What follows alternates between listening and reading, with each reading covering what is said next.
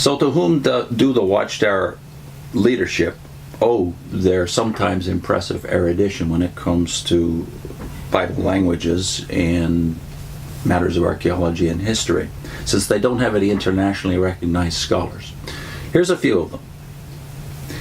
Albert Barnes, they call him in the Insight book a Bible scholar.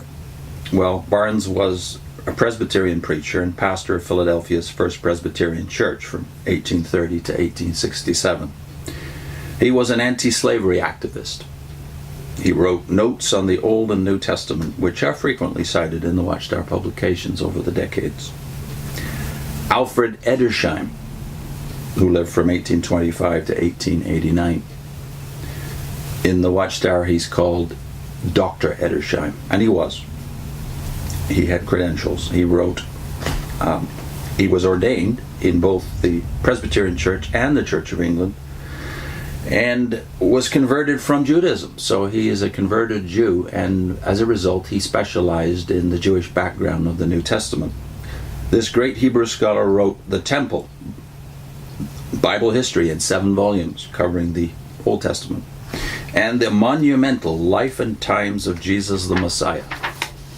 Now that book is about 1,400 pages long and is probably the most detailed Jewish background to the life of Jesus. So if there's one book you want on who Jesus was and what his claims were up as against the backdrop of Judaism in the first century, Edersheim's Life and Times of Jesus the Messiah is the beginning.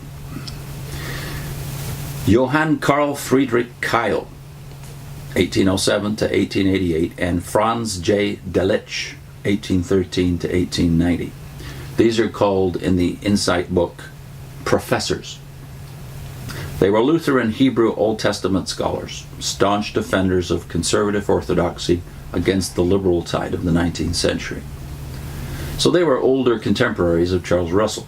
Their great Old Testament commentary is still reprinted. We could make contrasts, but we won't. John Peter Lang was German Reformed theologian. He's often cited the Lang Bible commentary in 10 volumes most of the time. John McClintock and James Strong. McClintock lived from 1814 to 1870, and Strong from 1822 to 1894, again contemporaries of Russell. These were Methodist scholars and educators, both university or seminary presidents. They jointly edited the Cyclopedia of Biblical, Theological, and Ecclesiastical Literature in 12 volumes, from which the Watchtower has always borrowed liberally. Strong also produced the Exhaustive Concordance, a work that is still in demand, still in print today. So if you're going to get a concordance today, the most popular are the Youngs and the Strongs. So this is James Strong. James Orr, 1844 to 1913. The great Scottish Free Church theologian, pastor, and apologist, edited the conservative International Standard Bible Encyclopedia in 5 volumes, used by the Watchtower for the last 80 years. He fought hard in defense of the Bible's authority in such works as The Problem of the Old Testament, The Bible Under Trial, The Virgin Birth, and The Resurrection of Jesus. He was also a contributor, by the way, to the Fundamentals back around the time that Russell died. The Fundamentals gave birth to the name fundamentalism. A.T. Robertson, who lived from 1863 to 1934, so he was a contemporary of Rutherford, really. The Watchtower owes a heavy debt to this American Baptist preacher, cited as a Greek scholar in the Insight book. His work, A Grammar of the Greek New Testament, 1,454 pages, 26 years in preparation, is still the most comprehensive work of its kind. His word pictures in the New Testament is also much referred to in Watchtower literature. Joseph H. Thayer, 1828 to 1901. This Greek lexicographer was a congregational minister and a Civil War chaplain, an outstanding New Testament textual critic. Thayer was instrumental in the preparation of the American Standard Version, 1901, a Jehovah's Witness favorite before the New World Translation. because of its use of the name Jehovah. And by the way, the American Standard Version was long, I don't know if it still is, but it was long published by the Watchtower, who bought the rights to it. So they owe that version to Thayer. Richard C. Trench, 1807 to 1866. The Insight book calls him scholar.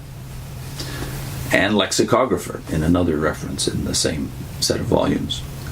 Trench was a Church of Ireland, but Church of England priest who became Archbishop of Dublin. A devout conservative high churchman. His Synonyms of the New Testament is a Watchtower favorite. Also famous for notes on the parables and miracles of our Lord, and his contributions to the Revised Version of 1881. William E. Vine, 1873 to 1949, one of the world's foremost Greek scholars.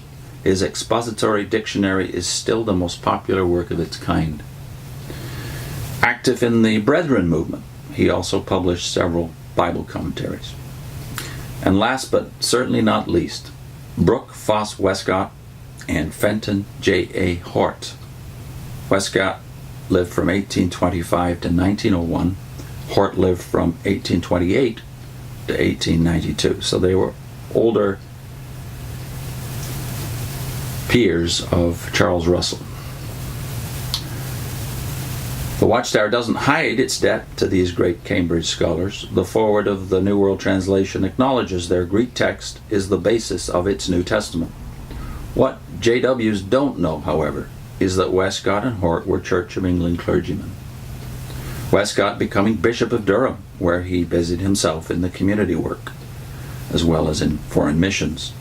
Hort took the greatest part of the lead in producing their monumental Greek New Testament, which became the basis of the 1881 Revised Version. As Elgin Moyers sadly records, Hort died, quote, worn out by intense mental labor. So that's a dozen or so of the sources for the Watchtower's best Bible materials. These are but a handful of the dozens of Christian scholars used by the Watchtower to buttress its biblical authority. We applaud the Watchtower for mentioning their names and acknowledging their scholarly authority. But why doesn't the Watchtower tell Jehovah's Witnesses what motivated such men to devote themselves to Bible study, even while in many cases carrying heavy pastoral responsibility? That is, they were clergymen and had the usual clergyman's work, in addition to their scholarly labors. Reverend is one title the Watchtower never places before their names.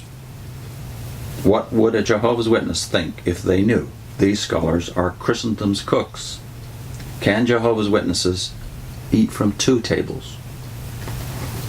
You cannot be partaking of the table of Jehovah and the table of demons. 1 Corinthians 10 verse 21.